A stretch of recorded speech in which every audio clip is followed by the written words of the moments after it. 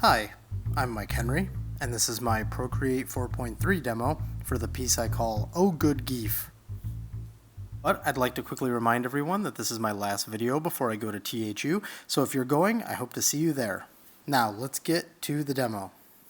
The piece that we're looking at today started as a sketch I did a long time ago, which you can see right here, and we're going to be importing that in and working with it. As you saw in some previous videos that I did, I showed kind of how I would do that, just sort of bringing it in as an image, desaturating it, maybe boosting some of the values so that I can see it a little bit more clearly, and then setting it to multiply so that all of the white becomes transparent, basically.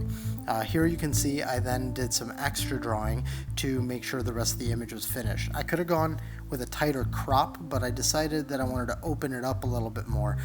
Funny, this piece and the sort of subsequent pieces after this are going to have a lot more bodies in them. I know people have mentioned that they like seeing that, and really the only reason I ever don't do it is for time constraints, but I thought that it'd be cool to just get more of that in here so that you can see a little bit more. I'm not doing too many complete full bodies or like characters and big elaborate scenes that might be coming, but for now it's really more just about getting some of that body back in there. And so here we've got it with the Gief, and you'll see it in a few pieces coming up. I should also mention, since I just said Gief, if you're not familiar with this character, this is Gief from the Street Fighter series. If you are familiar with him, then you know basically all the reasons why he's in this pose. He's got that big red background, and he's just looking tough as hell. My absolute favorite thing about Gief is actually some of the reason why I love the Street Fighter series so much, which is I love when goofy and badass are combined into one thing, and I think that Gief is kind of the epitome of that in the Street Fighter series. When you look at the way that they have him posed and his expressions and all that, it's obvious that he is a badass, but then he also usually makes these like goofy expressions that just look like really over the top. It's kind of, I think, that inspired by professional wrestling kind of vibe, but I mean, he's not the only character that really does it. He's just the best one in Street Fighter who does it. One of my favorite things about Street Fighter 4 out of all the games in the series was just the ridiculous expressions the characters would have on their faces when they would get punched in the face or something. I think that it's awesome when a character can look badass one second and ridiculous the next, and then pop right back to being badass. So since I'm a big fan of that, I am then by proxy a big fan of Gief and just kind of how goofy and just incredibly intimidating the character would be in real life. So, like a lot of early Street Fighter characters, arguably the best designed ones, Gief has very simple color blocking, which makes him quite striking. His only colors are really skin, yellow, and red. You could also argue that brown is part of his palette because of his beard and his big chest hair and his like shin hairs, which is really weird. But I mean, the majority of his color blocking is essentially the McDonald's color blocking. It's like red, yellow, and skin. Well, I guess maybe skin's not in the McDonald's color blocking. I guess it's more the Mickey Mouse color blocking. Anyways, let's just go with the Gief color blocking. So that's what I love about all of those Street Fighter characters. They can be reduced down to such simple color schemes and you recognize them. But that also means that there's not a whole lot for us to play with, which sometimes is really good. And sometimes is really bad. It just kind of depends on what you as an artist, your weak points are and your strengths are, and how much you've left on the canvas for you to elaborate on what the character is. The original drawing that I did for this was done around the same time as the original drawing for the rose that I posted.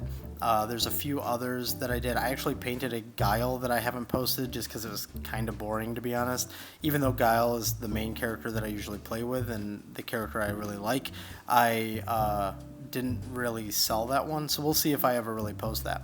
Also coming up soon will be a Karen, or Corinne, however you like saying that.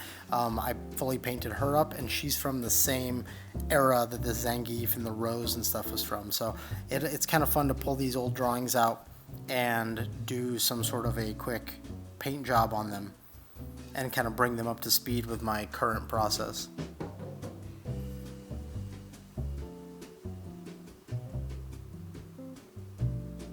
Now for the technical stuff that we've got going on here in Procreate.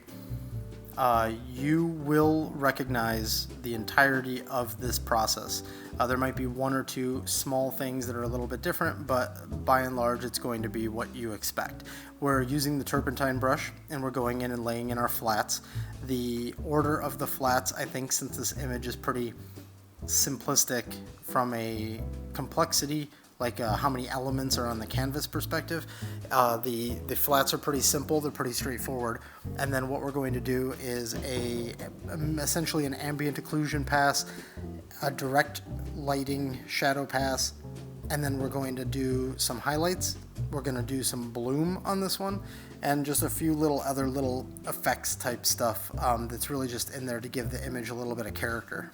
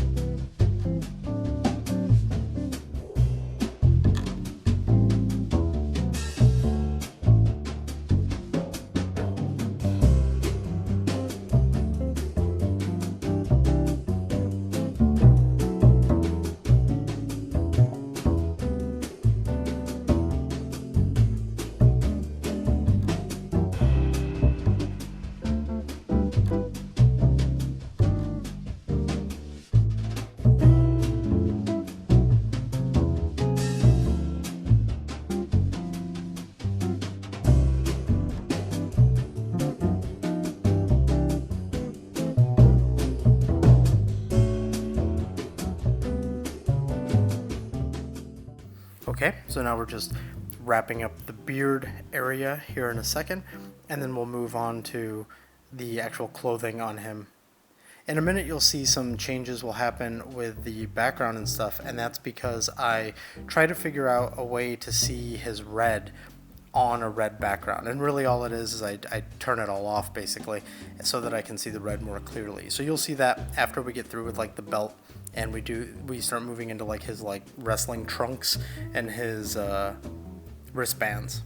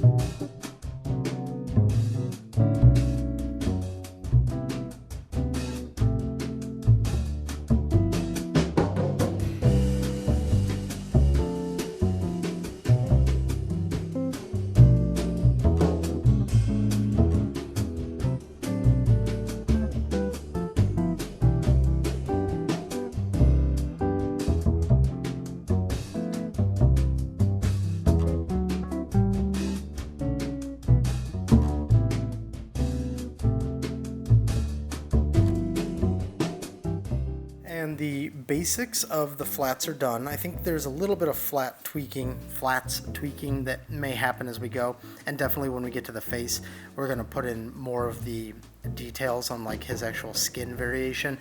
But for now, we're going to get to the ambient occlusion pass on the shadows. Now you'll see here I start with like a green with a little bit of blue in it kind of shadow. That's because that's really what I thought I would do originally. I thought with the big red background it might be kind of cool to have a pseudo complementary shadow, and then when I was in the middle of doing it, it just felt like it was kind of forced and unnatural, and it wasn't going to be as satisfying to see, which is kind of a weird notion. Sometimes there's an expectation of what those of certain things should be, and when you fight them, it's kind of like putting in a lot of work for no payoff. So in the middle of me doing this, I decide, okay, well, going for the green shadow isn't the smartest thing. Let's just shift this over to a red shadow and go with something a little bit more natural looking. So right there, you'll see, well, now I jump to adding in the extra flats for some of the belt pieces, but when we come back to having the shadow on, you're going to see it get flipped to red soon. What you see, that big blotch over to the right, when I'm dealing with these types of shadows where they're getting smudged into oblivion, they really don't retain their true color. Even when you switch them off of multiply back to normal, there's a lot of transparency involved, and so for me to get the most accurate color, I usually put like a big solid swatch. This is actually a technique I used to use in Photoshop years ago, and I don't really use it that much in Procreate because I just quickly save my swatches, but sometimes I just revert back to this habit because it's actually quicker to deal with. It's just take the lasso, make a selection, fill it solid so there's no ambiguity about what that color is.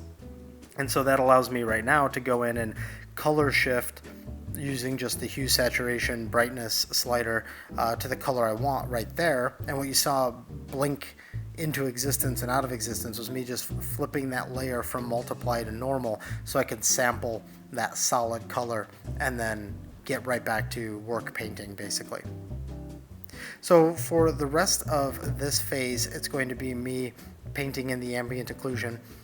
For those who haven't seen previous videos, essentially you're just trying to represent areas where the light doesn't get to, where the ambient bounce light can't really reach, and so that's kind of a way to think about it, if that helps clarify in your mind what you're really trying to achieve.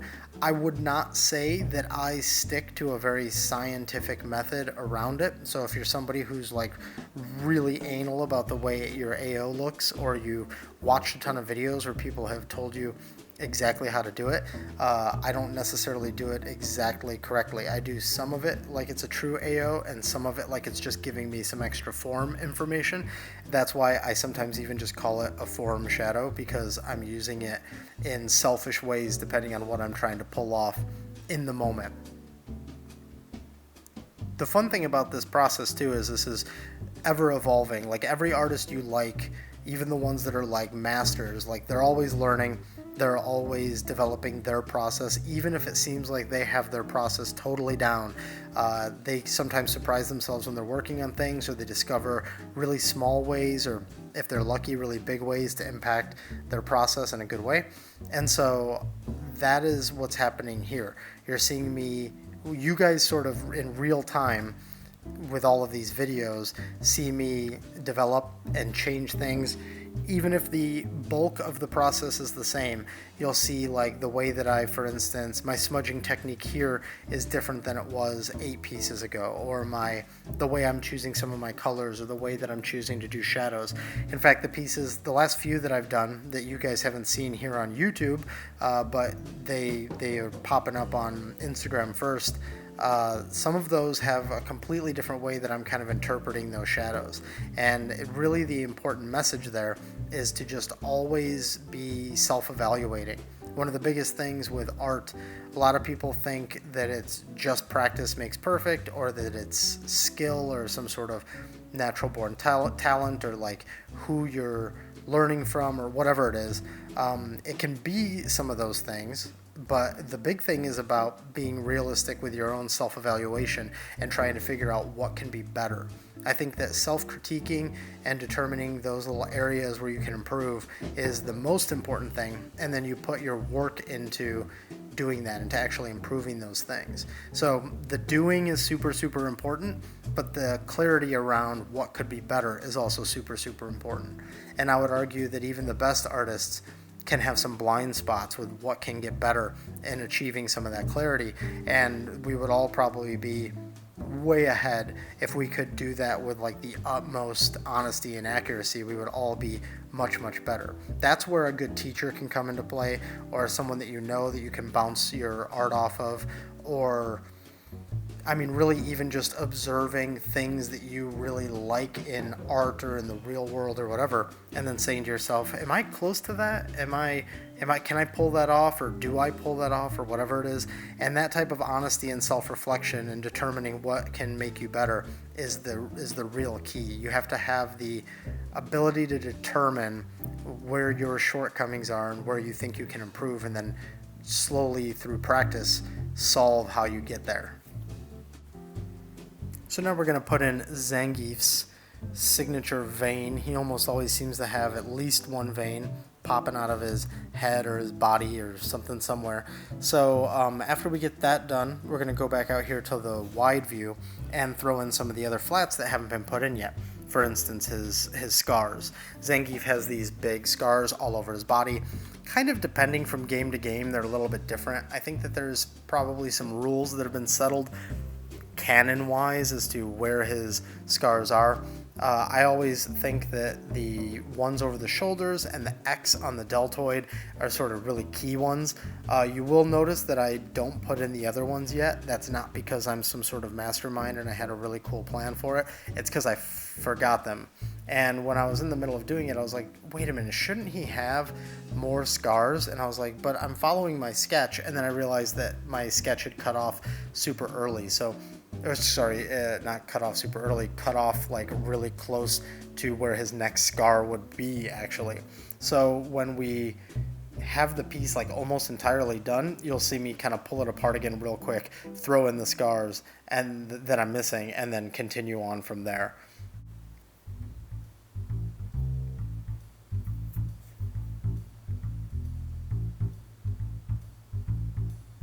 Okay, so the ambient occlusion pass is essentially ending now, and we're going to be putting in the direct shadow pass. In this particular piece, we have the light coming from the top right. I sort of realized I was putting the shadow in the same place on all of these characters, and that wasn't on purpose, although it kind of ended up creating a bit of a motif. And then I almost started doing it on some other pieces as well. So all of the Street Fighter ones are basically lit from behind the character, and that's no different here with Gief. So when we get to the Corinne one, that's the same way she is as well. So that means that Rose is like that, the Guile that I haven't posted is like that, Gief is like that, and then Corinne is like that. So hopefully I'll get to some other characters as well, and maybe I'll light them the exact same way and it'll just remain the theme. So right now we're establishing that shadow, we're establishing that lighting, and this is on a new shadow layer using the same color that the ambient occlusion shadow is, and it's set to multiply as well, and we are just basically blocking in that dark side. We're doing the select paint, select clear method, which is linked down below, where we move through all of the different layers, and we are painting on a topmost shadow layer, but we're using all of those separate flat layers to sort of select the shape we want to paint in and clear away the stuff that we don't want, and it's all explained in the select paint, select clear video. I also get a lot of questions about whether or not I'm going to do new versions of some of those old videos. I'm waiting for the next version of Procreate. I'm waiting for Procreate 5 because I don't want to have to redo it again right away. So as soon as Procreate 5 drops, which I'm assuming is going to be next week when iPadOS officially drops, I'm going to try and find time to recreate those videos. They're actually really simple to recreate. It's just about finding the time where I can sit and do it. So hopefully not long after Procreate 5 comes out, I will be able to knock those out for you guys.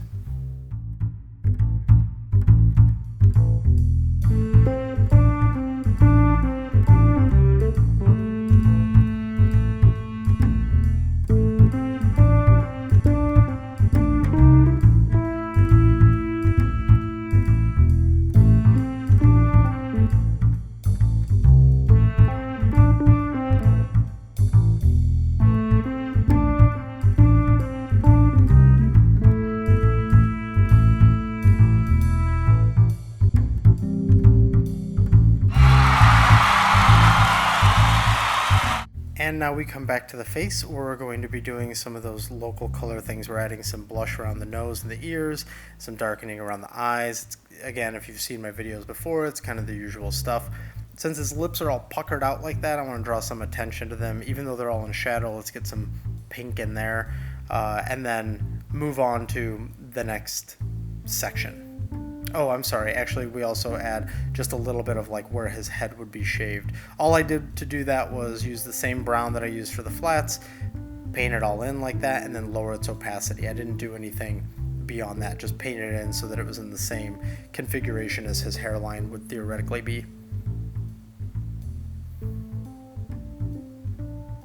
Oh yeah, and I jump in real quick to give his vein just a little bit of a purple hue. So there you see a bunch of red flickering on and off. That was me starting to test what I really wanted to do lighting wise. Did I want to slap a color layer across all of him and unify him a little bit with the background? Here you see me testing whether or not I want to do like a red rim light or a white rim light. You see me this is me just blotching it in real quick and saying like, does this look fine, does this not? What I end up doing is doing more of a neutral rim light. It's sort of making it so that he's not truly in the environment that he's in. He's not truly surrounded by red. It's more of a graphic design element in this case. So he's got a white rim light. It's not pure white. It's definitely knocked back. It's just the nice thing about the rim light is it helps you turn the form on the figure. And since he's so starkly lit, you could certainly go with you could even go way stronger with the shadows like a Mike Mignola piece or something like that.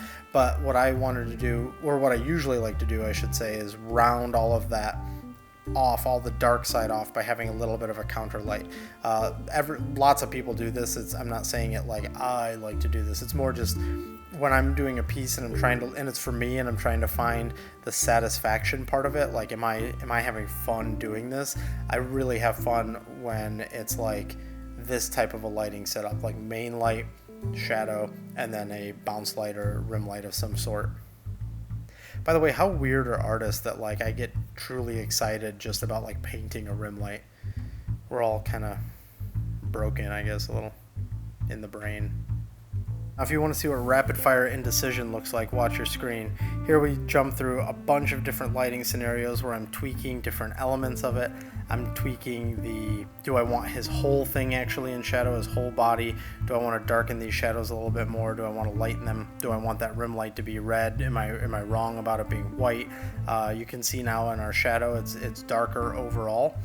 Now I'm adding a new rim light that isn't the same one that's applied to the skin on his belt, sort of treating it like it is metal and trying to bring that really shininess out in it.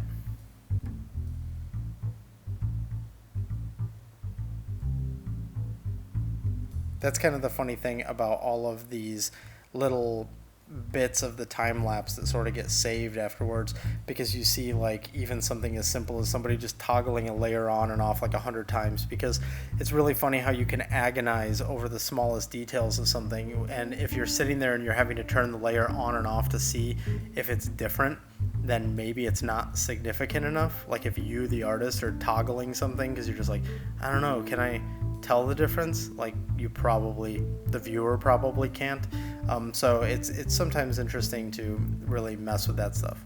Oh, here we've got the bloom happening. The way I did this was I duplicated his entire body, and then I selected where I have that big heavy directional shadow, and then I deleted it away, and then I blurred basically everything that was in highlight, and I set it to, I believe, an add layer and lowered its opacity quite a bit, and that's what gives us that white hot sort of right side of his body. There's some subsurface scattering on the ear, which is sort of an orangey yellow layer set to add and then having its opacity lowered. And then here we increase the bloom that's encroaching in on the shadow by painting a white hot add layer that's sort of along that shadow edge, and then blurring it and then clearing every part of it that's not in the shadow. That way the only thing that's left is the part that's encroaching in the shadow. And so now you can see we've firmly established that there's just this crazy hot light on his whole backside, and it's so bright that it's bleeding through his ear, and it's blooming into the shadows. But then it's not so stark that you can't see the detail in his body, because we went and put in the work to have the rim light there so that we can define all of those muscles and all those forms, and there's some work put into the chest hair and the beard as well, and so that way the dark side of him is still fully visible and defined, and we're not like sort of squinting into the shadows while the one side is too white hot. So now the background, this background of course is something that I've been doing lately, where I'm just kind of filling in the background with like brush strokey type stuff. The only difference would be in this one I deliberately kept the brush smaller so that it was a finer strokey hatchy thing happening in the background, and really just filling in a texture and trying to reduce the texture a little bit the closer we get to the character, just to reduce the noise a little, but it's just to try and create some visual interest instead of it being totally flat. Now, totally flat is fine, it's just I didn't think it was good for this piece. Some of the stuff that you'll see coming down the pike in later videos is more flat in the background. Just cause, no real reason. Here we're adding a little bit of definition on the light side. For whatever reason, at the time I just felt like it needed a little bit. And so we're just trying to bring out some of that form. But once the bloom gets turned back on, it's very, very subtle. It's really just about trying to get a little information in there. And but really the bloom and the sort of brightness is the thing that we want to be the main quality of that side of his body. Adding some shines into his beard now. So it'll just be this yellow, and then we'll lower the opacity. So pretty simple, nothing too fancy there. Now I'm just putting a black stroke around the entire figure just to increase some of that graphic quality, and it's really low in opacity. So it really more or less just kind of sort of signals a little bit of an AO thing like around his body without it being like a soft fuzzy AO type effect, kind of like when you're playing a video game and somebody has like this drop shadow kind of around their whole body. You saw there for a second we quickly threw in some paint splatter, and now here I just thought that his arm and his body needed some increased separation, so I'm going in and adding some extra softening, some extra soft shadows in there just to separate that a little bit, create some more depth. All this toggling of layers is me just sort of looking how everything's working, making sure it all looks how I want it to. And in a minute you're going to start seeing some of the layers get turned off again, because we're going to go in and throw in the extra scars that needed to be put in there.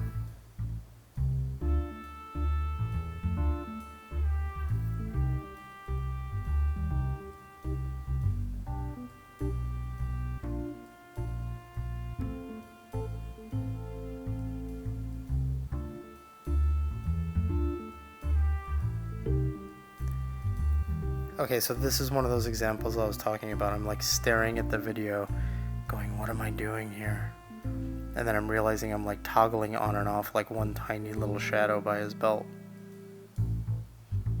This is insanity. Oh, now I see it. So I put the scar in on his bicep, both of his biceps, his distant one and his close to us one. And then I'm putting the scar on his forearms as well. They're really subtle, and that's because they don't have any of the shadow work put into them yet. You can see there with the shadows turned off, all the lighting turned off, you can see much more clearly where they are. And so now we need to go in and bolster those shadows really quickly so that they read like they actually exist, as I couldn't even notice them a second ago. And with the finishing of those shadows in those scars, this is the final piece.